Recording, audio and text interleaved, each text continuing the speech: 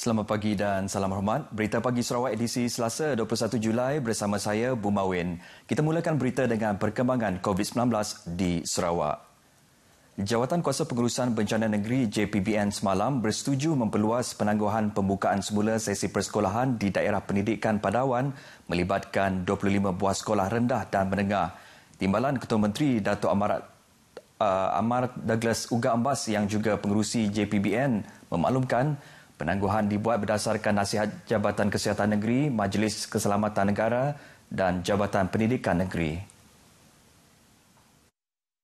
Katanya, perluasan penangguhan pembukaan semula sesi persekolahan melibatkan 2 buah sekolah menengah bagi kelas peralihan tingkatan 1, 2, 3 dan 4, tingkatan 6 rendah selain 23 sekolah rendah melibatkan tahun 1, 2, 3, 4, 5 dan 6. Penangguhan adalah sehingga 3 Ogos depan. Sementara itu, Sarawak melaporkan 1 kes positif COVID-19 semalam menjadikan jumlah keseluruhan kes positif COVID-19 di Sarawak sebanyak 608 kes. Datuk Amar Douglas mendedahkan kes ke-608 merupakan kes import melibatkan seorang lelaki warga negara tempatan yang bekerja di Manila, Filipina. Kementerian Utiliti Sarawak berhasrat untuk mencapai liputan elektrik sepenuhnya pada tahun 2025 dengan kadar 97% untuk kawasan luar bandar dalam beberapa bulan akan datang. Kementerian itu menerusi kenyataan media memaklumkan sebanyak 12,000 rumah juga akan mendapat liputan elektrik selepas Perintah Kawalan Pergerakan PKP berakhir. Sasaran 97% elektrik luar bandar dijangka tercapai pada awal 2021 kerana jadual kerja-kerja elektrifikasi luar bandar terjejas oleh PKP. Pada akhir tahun 2019, liputan elektrik luar bandar telah mencapai 93% dan disambung semula pada bulan Mei di bawah PKPB. Di bawah Pelan Induk Elektrifikasi Luar Bandar dipercepat, sejumlah RM2.37 bilion diperuntukkan kepada Kementerian Utiliti yang dilaksanakan oleh Sarawak Energy. Sarawak mempunyai sasaran 97% elektrik luar bandar pada tahun 2020. Kelewatan telah mempengaruhi kemajuan projek di bawah Skim Elektrifikasi Luar Bandar atau RES dan Skim Bekalan Tenaga Luar Bandar atau RPSS selama beberapa bulan. 9 daripada 12 menara komunikasi di Limbang siap dibina. Memaklumkan perkara itu, Menteri Muda Pemodenan Pertanian Tanah Adat dan Pembangunan Wilayah Sarawak, Datuk Dr. Abdul Rahman Ismail menambah, pembinaan menara penting bagi mengurangkan permasalahan telekomunikasi di Limbang. Sekarang ini telekomunikasi telah pun diletakkan di bawah keperluan asas juga. Selain daripada jalan, bekalan elektrik dan air, telekomunikasi juga adalah satu kemudahan asas dan perlu dilihat dan dilaksanakan. Beliau menyatakan demikian semasa ditemui media selepas membuat tinjauan di tapak projek Menara Komunikasi Suruhanjaya Komunikasi dan Multimedia Malaysia SKMM Kampung Tegarai Limbang. Dalam tinjauan berlainan, Datuk Dr. Abdul Rahman Ismail memaklumkan sebanyak 25 hektar keluasan tanah akan digunakan bagi projek Taman Kekal Pengeluaran Makanan TKPM di Kubung Tegarai. TKPM ini adalah satu program federal yang mana kita menyediakan tanah dan disewa kepada mereka yang berminat dalam kadar sewa yang berpatutan dan mereka ini akan mengerjakan tanah tersebut. Jelasnya lagi, 2 komponen utama yang bakal jadi tumpuan projek TKPM Limbang ialah tanaman nangka madu dan pisang, manakala tumpuan kedua ialah komponen fertigasi yang menggunakan platform digital. Persatuan Anak Vai Bintulu PAVB mengharapkan penyelesaian terhadap masalah tapak bangunan lama Sekolah Kebangsaan Orang Kaya Muhammad OKMS yang terbiar kosong sejak 2015. Justru Presiden PAVB Pandi Suhaili mencadangkan sebuah Universiti Islam Vai dibangunkan di tapak tersebut. Sehubungan itu, Pandi Suhaili berkata dengan pembangunan Universiti Islam Vai, kawasan itu akan menjadi pusat pendidikan dan dalam masa yang sama kekal sebagai tapak warisan Bintulu. Mewujudkan kerjasama di antara kerajaan, pemimpin tempatan dan masyarakat Vai Bintulu.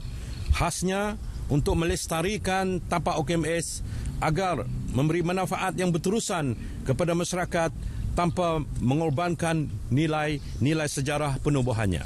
Menurut Pandi, OKMS telah wujud lebih 100 tahun dahulu dengan sebahagian tapak tersebut hasil wakaf penduduk asal Kampung Sinong, Abang Muhammad Abang Sungan yang telah melahirkan ramai golongan cerdik pandai dan pemimpin di Bintulu.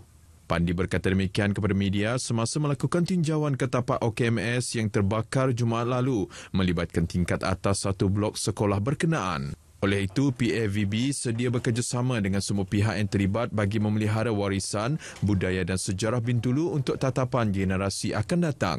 Dihidupkan semula tapak dia. Sekolah adalah sekolah asal. Banyak sudah guru besar di sekolah ini sebagai guru besar sekolah di Wangkaya. PAVB turut menolak sebarang bentuk pengambil alihan tapak OKMS bagi tujuan komersial. Yayasan Perpaduan Sarawak YPS percaya pandemik COVID-19 mengukuhkan lagi ikatan dan perpaduan antara masyarakat di Sarawak. YPS dalam satu kenyataan memaklumkan ini terbukti apabila masyarakat daripada pelbagai lapisan bersama menghulur bantuan melalui pelbagai cara kepada mereka yang terkesan akibat pandemik COVID itu. Jelas yayasan itu daripada pembuatan kelengkapan pelindungan diri atau PPE untuk kegunaan Barisan Hadapan dan sumbangan makanan, pihaknya turut menerima cerita-cerita yang menyokong dan menyentuh hati dari pelbagai segmen masyarakat. Ia melalui cerita-cerita yang dihantar menerusi projek Sarawak Sprite yang antaranya berkisar tentang pihak-pihak yang bermurah hati memberi sumbangan makanan kepada Barisan Hadapan yang bertungkus lumus memerangi COVID-19, pekerja yang sanggup berkorban untuk memaklumkan kepada majikan mereka supaya menghenti atau mengurangkan pembayaran gaji mereka sehingga keadaan perniagaan bertambah baik. Bersempena Hari Sarawak 2020 yang akan disambut esok, YPS turut memuji semangat perpaduan dan solidariti yang ditunjukkan oleh penduduk Sarawak, terutama mereka yang bertugas sebagai Barisan Hadapan sejak wabak berkenaan dilaporkan di Sarawak.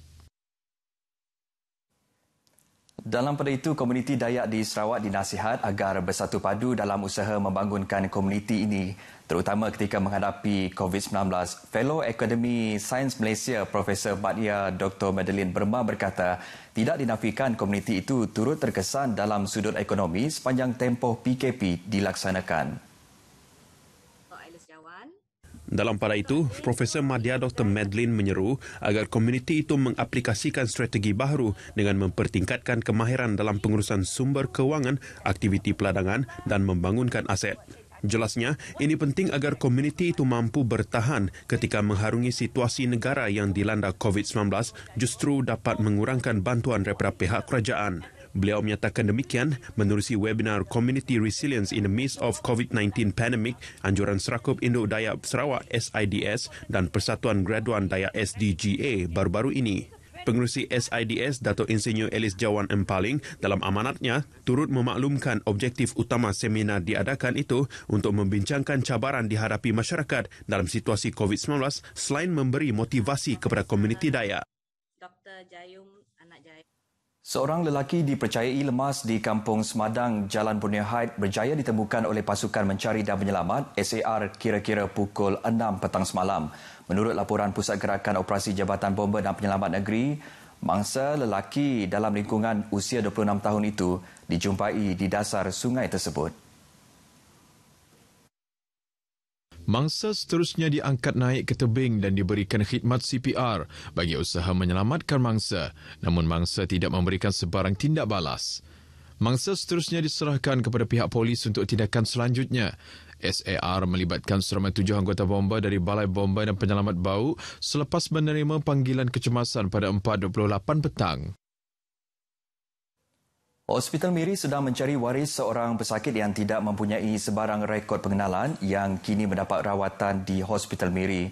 Menurut kenyataan media yang dikeluarkan oleh Jabatan Penerangan Malaysia Negeri Sarawak, pesakit tersebut telah dimasukkan ke hospital sejak 22 Jun lepas tanpa ahli keluarga dan ditempatkan di Hospital Miri.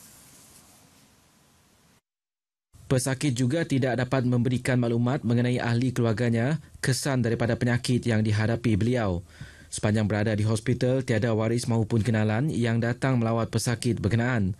Sehubungan itu, orang awam yang mengenali waris atau ahli keluarga pesakit dimohon untuk menghubungi pegawai di Jabatan Kerja Sosial Hospital Miri, Nol Lida Samad di talian 085-420-033 sambungan 583 dengan kadar segera. Tabung Darah Hospital Umum Sarawak HUS merayu para penderma supaya tampil menderma darah bagi memastikan stok darah mencukupi secara berterusan. Jabatan Perkhidmatan Transfusi dan Bank Darah HUS dalam satu kenyataan berkata, kempen derma darah bergerak dengan kerjasama pelbagai pihak akan diadakan di beberapa lokasi sekitar Kuching minggu ini. Pada hari Rabu, kempen tersebut akan diadakan di Pasar Raya Maidin Putrajaya dari pukul 10 pagi hingga 3 petang. Pada Sabtu pula, para penderma boleh hadir ke pusat beli belah Plaza Merdeka bermula 10 pagi hingga 3 petang.